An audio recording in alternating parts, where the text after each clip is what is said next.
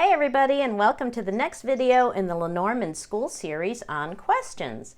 And today, oh, excuse me, Blister, I'm kind of in the middle of making a video here. Can I help you with something? Well, yes, I'm a little confused.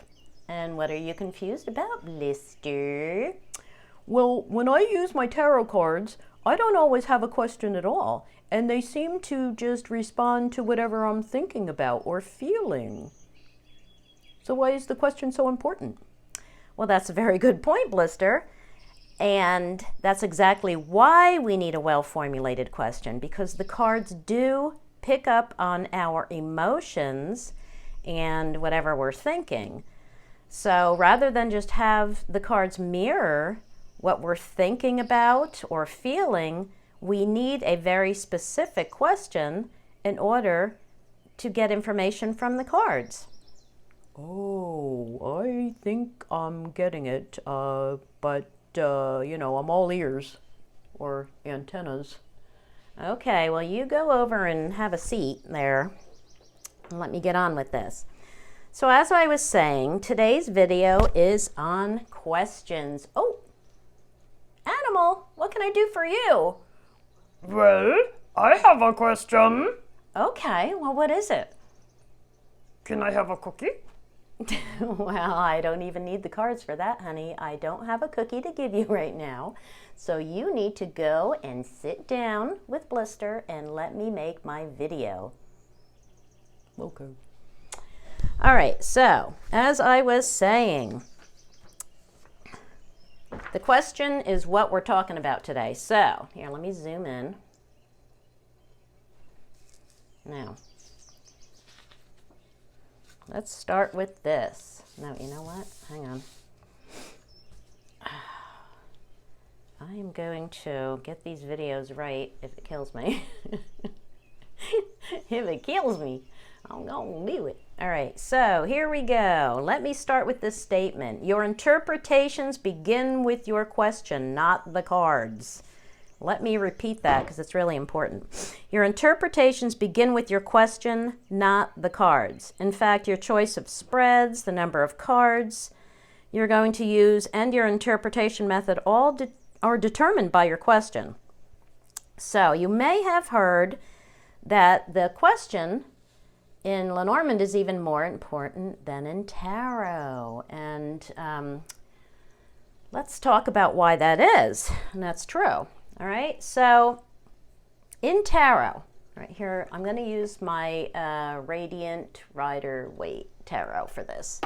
Okay, so in tarot, every single card, if I can grab them, every card contains various pieces of information on each card that are organized and connected, okay? We have symbology, we have the 4 elements, we have numerology, we have astrology, and more, okay? Now let's take the elements, for example. The elements, air, fire, water, and earth, all relate to aspects of our personalities and, oops, oh, there you go, aspects of our personalities and, you know, aspects of our lives, right? So we relate some to love and work and, you know, ideas, right? All of that stuff, okay? So also, those are the elements. Now, the numbering system is connected to the meanings of the cards. It's not just random. So, you know, this number 6 is related to the meaning of the card. It's not just number 6 in the deck, all right? Now, that is very important because in Lenormand, the numbering system has nothing to do with the meanings of the cards. Nothing, all right? So let's get that out of our heads.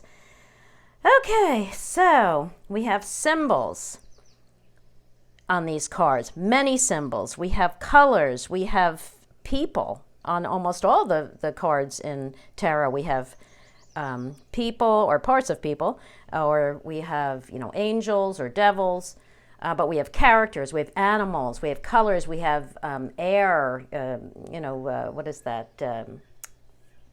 weather conditions. We have, places, right? Houses, and we have geography. We have roads, paths and mountains, and just all these things that give us meaning. Okay, so each card has many meanings. Now compare that to Lenormand. And I am going to use, this is Titania's fortune cards. Okay, compare that to the Lenormand cards. Each card has one symbol, which is an emblem, meaning that it only has one concept. Okay, so we have many concepts, one concept. Okay, so that is why with tarot, we can actually answer a complete question with one card. Not so easy to do with Lenormand. Sometimes it's possible. Most often we need more than one card. Okay. So the second reason that we don't really need, we still need a question for tarot, let's face it, but it's not as important with tarot. The second reason is the use of spreads. Okay, so spreads are questions, right? Now we do have spreads for Lenormand. What happens with a lot of readers coming from tarot is they want to use their tarot spreads, and some of them are conducive to Lenormand, but really most are not. And if you want to do that, you most often are going to have to use more than one card. So for every position in a tarot spread, you're going to need probably 2 or 3 cards to answer that. But most of the questions just are not right for Lenormand. Now we do have Lenormand spreads, right? We got the past, present, future. We also use that in tarot, but that is a spread. Those are questions. Those are asking questions, are they not? Yes, they are. What happened in the past, that it's affecting the current situation, what's going on now, what do I need to know, what will happen, that kind of thing. We also have spreads, small spreads where we can use houses. Whoops, hang on. Let's see if I can get this in the, there you go. Now you can see it.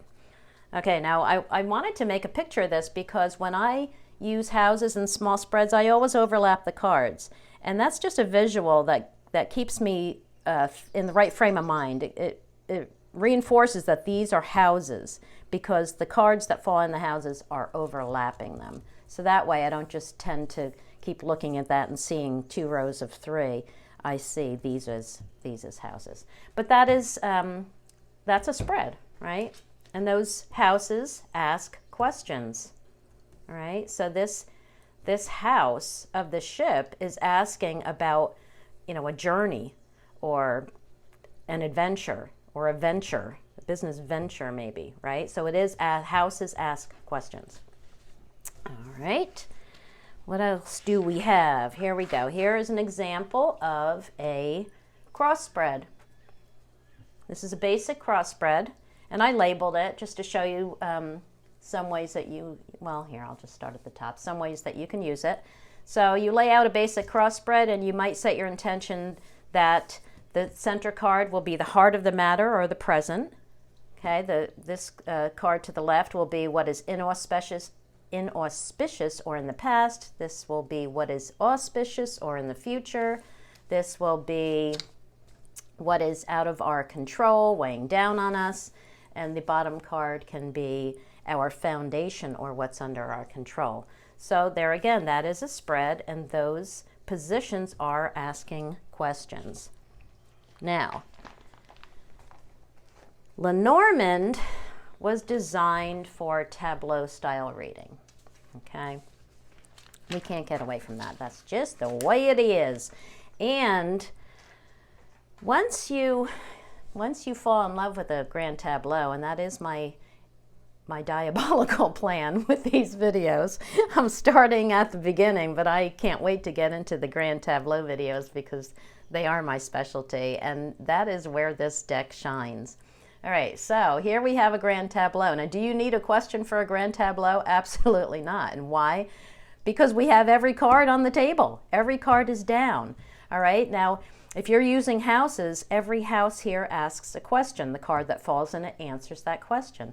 If you're not using houses, say you're reading using the method of distance, where we don't use houses, you're using the cards, okay, as the life area cards. So, say you are reading for a woman, you find the woman, you read all the cards around her, you see what connects her to her partner. They're right next to each other in this spread. And you can relate her to any other life areas like health, okay? So you want to read about health. Now this is method of distance I'm talking about, right? We're not using houses. So we would find the tree card. Okay, here's the tree card. How far is it from her? Is it below her or above her? What cards are around it? What cards connect her to it? Okay, all of that. So, do we need a question for a grand tableau? We really don't. But we have nothing but questions and answers within a grand tableau. Okay, so that covers the spreads and how it differs from tarot. So consider these guidelines now, okay? Consider these guidelines for asking questions. Make sure you can see this. All right. Number 1 is be specific. The way you ask questions directly impacts the answer. Vague or confusing questions lead to vague or confusing answers. Let's take the daily draw, for example. Consider the average daily draw. What will happen today? Let me grab a couple cards here from the Tatiana, or Titania. I always called her Tatiana. Okay. There we go. We got stork. Wait. Here, let's do it this way. We got rider, we got fish, we got stork. I don't know, it doesn't matter, but for some reason I want it this way.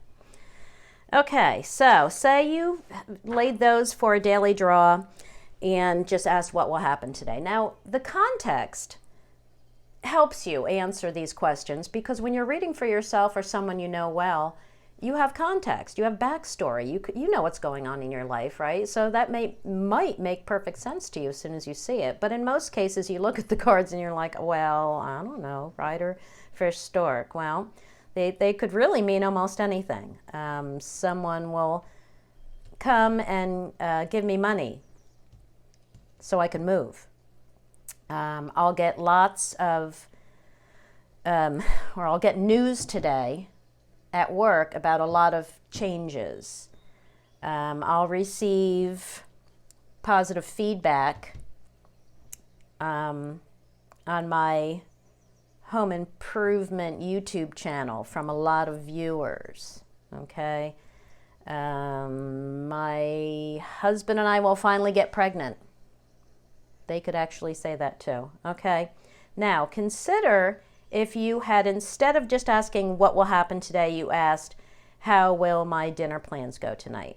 Well, now you have a much more specific question, and we have, this is a new idea coming, this is change, right? And we got fish in the middle. So we could say, well, I'm going to get a new idea, I'm going to change my mind, and sushi is out, and we're instead going to have pizza. So, as you can see, the more specific your question gets, the easier this will be. All right, next, write it down. I am huge on this. This is so important because questions often become distorted between the time we think of them and the time we turn over those cards. When we start to look at the cards without constantly referring back to the question, we begin to change the question to fit the cards rather than fitting the cards to the question. So start by writing down the question that you're considering. Now, analyze it and brainstorm. Consider all possible answers to that question. Will they tell you what you really want to know? Do they lead to more questions? Do they tell you what to do next? Be sure you're asking the right question from the start, and that will save you so much time and possible confusion. So include all pertinent details in your question. For example, rather than just asking how will the meeting at work go, ask how will my presentation be received by my boss at today's meeting? Okay, if that's what you really want to know. So, but write it down and keep referring back to it throughout the entire process. Okay, ask in the positive. This is really important for yes/no questions. Okay, so let's take the example. Oh, I have a nice little example here. This is something you hear a lot. Will he leave me? Is he going to leave me? Okay, and you set your intention that the positive cards will be a yes, negative cards will be a no, or black will be no, red will be yes, whatever your method is. So you lay these 3 cards. Will he leave me? Well, this is a no. This is 3 negative cards, okay? Okay, unless you're doing red and black, well then it might be a yes, but okay, either way, these 3 cards are cards of splitting, are cards of loss, are cards of ending. Are you going to feel confident looking at those 3 cards and saying, oh no, he's staying?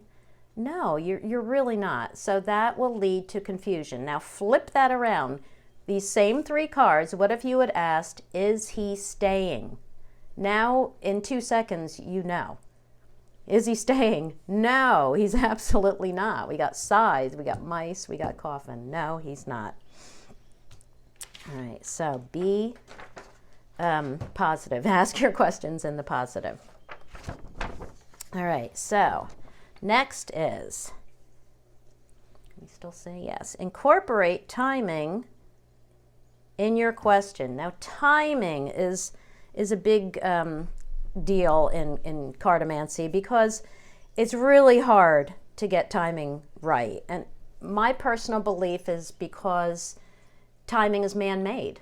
It doesn't exist anywhere else in the universe. So I think that is the biggest issue. But if we incorporate it right into our question, for example, asking if you're going to meet your life partner at the party you're going to on Saturday is more easily answered than asking when will you meet your life partner.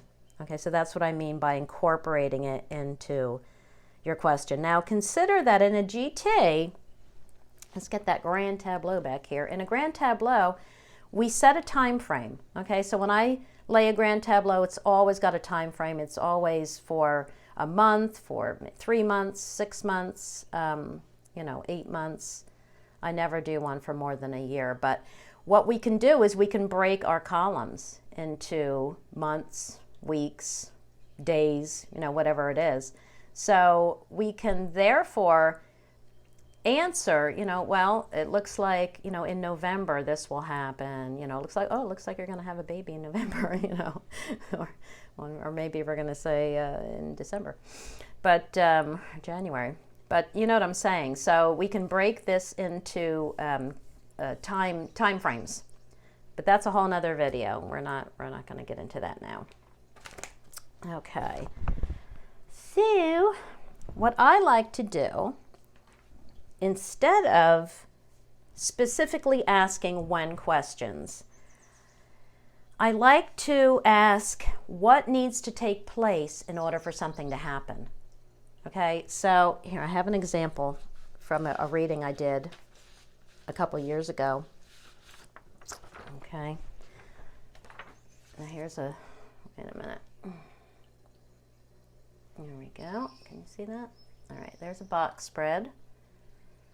And this was a reading I did for a friend's son who lives in Ireland, and he was asking when will he find his perfect job. So I told him, I said, I'm going to lay a spread, and I'm not going to ask when. I'm going to ask what events will take place that will lead you to it. So he's going to know when these events start happening that he's on the right path. He's about to find it. It's going to lead him to it.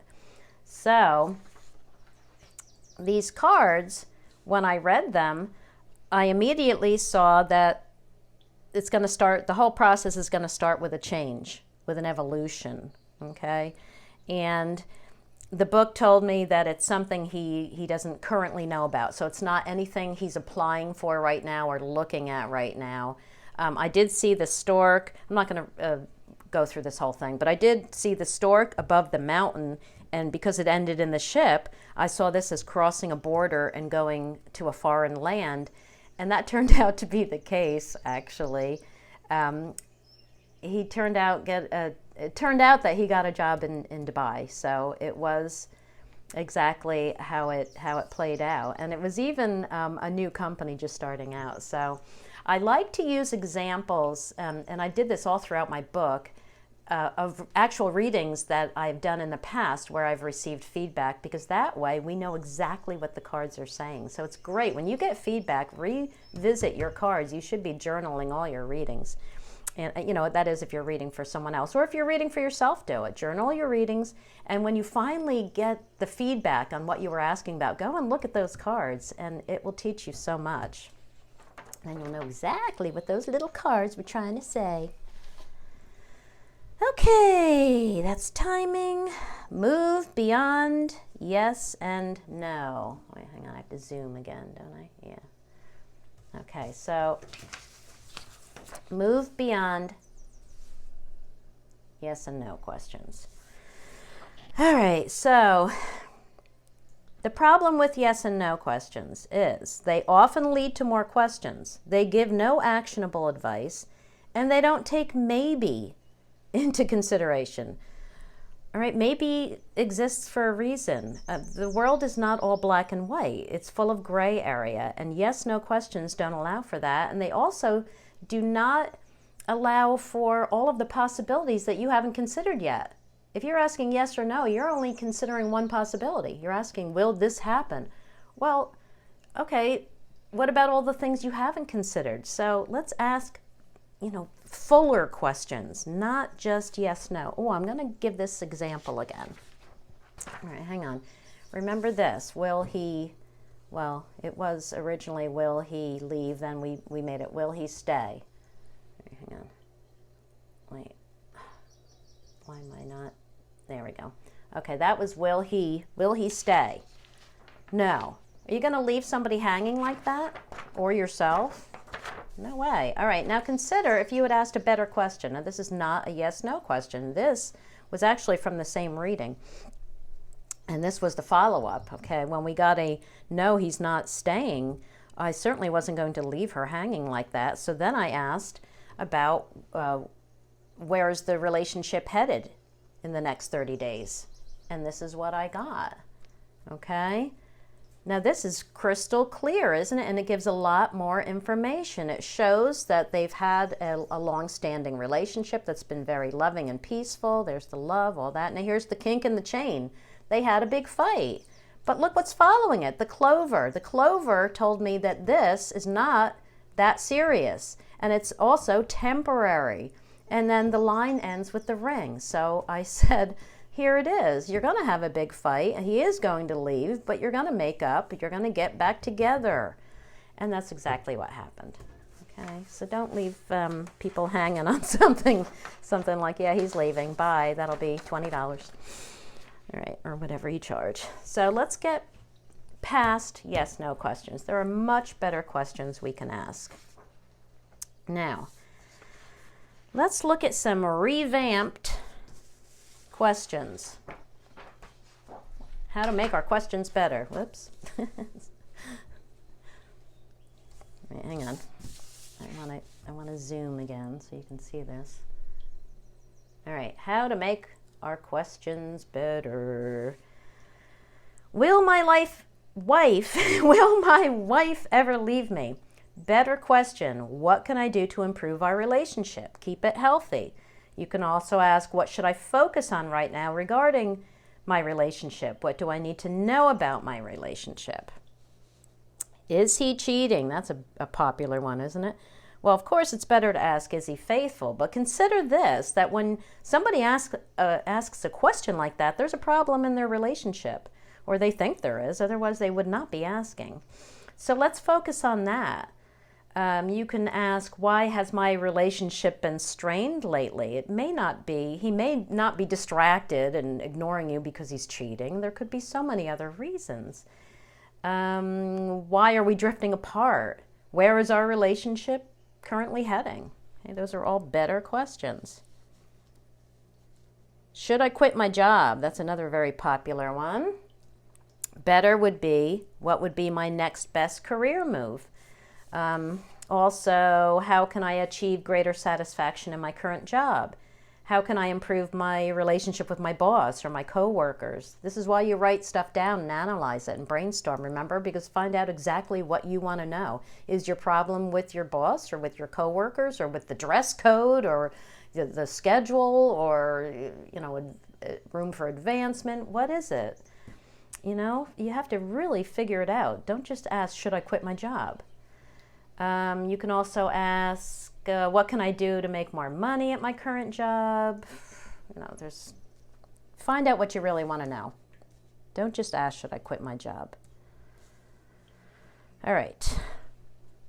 Here's a popular one. Will I win the lottery? Better. What can I do to attract financial abundance? What steps can I take to bring me closer to financial security? All right, things like that.